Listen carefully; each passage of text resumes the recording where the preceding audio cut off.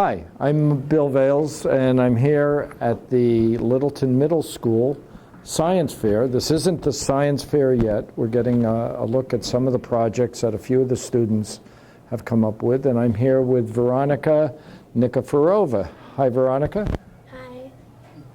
So, what grade are you in? I'm in 7th grade. Okay, and your teacher is? Miss Stevenson.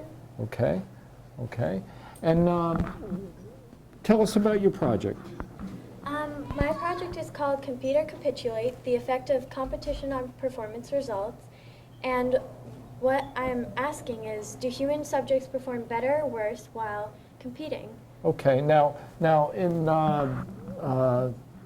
okay, I think we probably know what compete means. What does capitulate mean? Capitulate means give up in simple terms. Okay. Okay. So you step us through, you're following the scientific method, I assume? Yes. Okay, so step us through your research question. First, the research question, do human subjects perform better or worse while competing?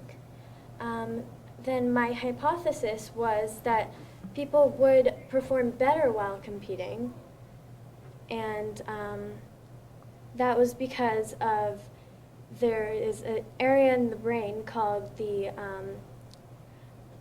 ANC, which is active while you're competing, and it gives you motivation to compete. Very interesting. And what's that area called again? The ANC. ANC, okay, ANC. Okay, so how did you go about to prove your hypothesis? I asked 10 students to go into a room one by one with me, and then I had 10 logic questions, and I asked them these questions, and I timed them while doing this, and I told them to take their time, and then after I timed all of them, I put it into an average, an overall average. Okay, so let me ask a couple questions here. What's an example of a logic question? An example of a logic question is, I have it up on my board.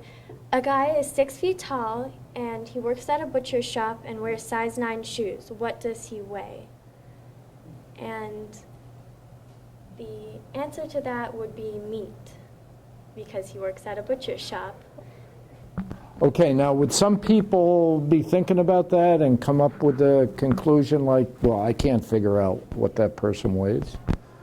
Well, most people, they started guessing numbers, but then I gave them small hints such as, think about the question. It doesn't ask how much does he weigh, it asks what does he weigh. Okay. And then after that clue, they got it. Okay, so you had 10 people that went into a room, and did it matter if they were boys or girls? No, not in this experiment, Okay. but if you wanted to expand on it, you could separate those groups into boys and girls. Okay, okay. So step us through the procedure a little more.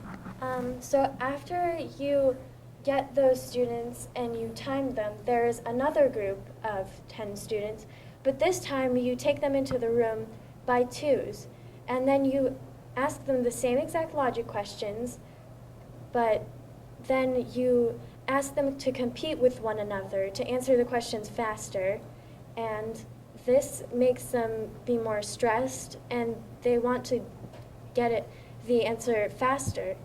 And then I put the averages of these 10 questions again into a bar graph, and it showed that it is, in fact, that competing did lower their time for answering all of the logic questions. Now, it lowered their time because they're in a race to be the first to get the answer? Yes. But what did that do to the accuracy of the answers that you got? The answers were still pretty much the same accuracy. They were thinking it through, but they were doing it faster.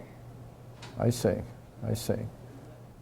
Does that say that people are naturally lazy and they'll just take longer?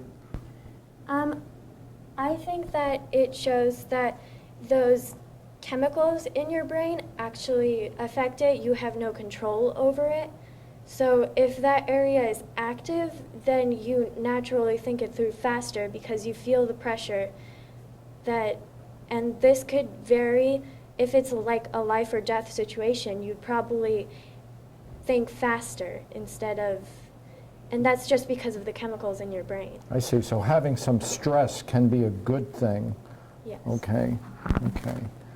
That's an interesting concept. So show us some of the data that you collected here, if you can explain some of that. Okay, so here is the competitive graph, and it shows it graphically, and you can see that most of these were in an area around 30, and well, there's a couple that are lower and higher, and here's the table for it, which just shows all the raw data.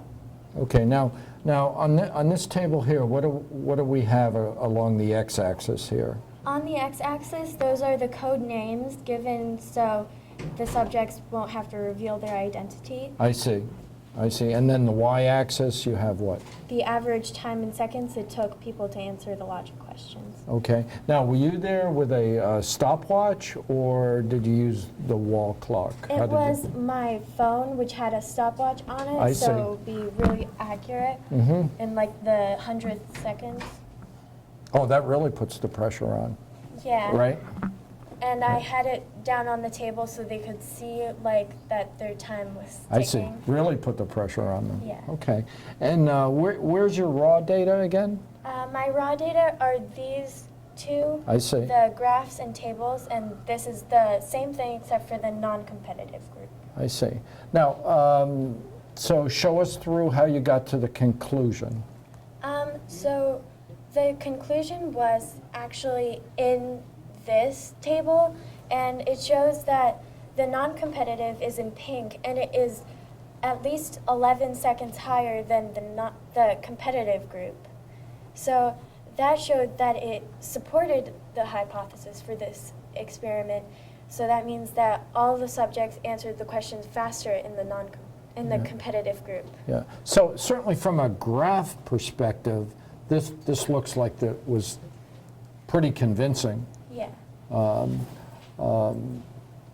Now, I have to ask you, you're in 7th grade? Yes. So this is an area of like neuroscience that you're dealing with. What gets a 7th grader interested in neuroscience? I've always been interested in psychology, and I'm a figure skater, so we have a lot of competitions. Oh. And I wanted to see if it improves when I go to a competition or if it gets worse. Oh, okay. Very interesting. Now, when you say if it improves when you go to if your performance improves. It improves, yes. I see. And have you found that to be the case? Yes, I have found that to be the case. Before, I thought it was just because I'm that type of person where adrenaline is good for me. But then after I did this project, I realized that is probably the same for most people. Okay. This is very interesting. I mean, again, I'm really blown away by the level of the scientific method being used by Littleton students and the complexity of the topics that you selected. I have to ask you one other question because you did come in here on crutches, and I know, and you mentioned figure skating. So I have to ask you, is that a figure skating injury? Yes, I sprained my ankle a little while ago. Okay. Okay. Well, we hope for a speedy recovery. Veronica, this is great, and you're going to be at the science fair next Tuesday? Yes, I will be at the open house. Okay, great. Well, thank you very much, and this has been very interesting. So, Thank you. thank you.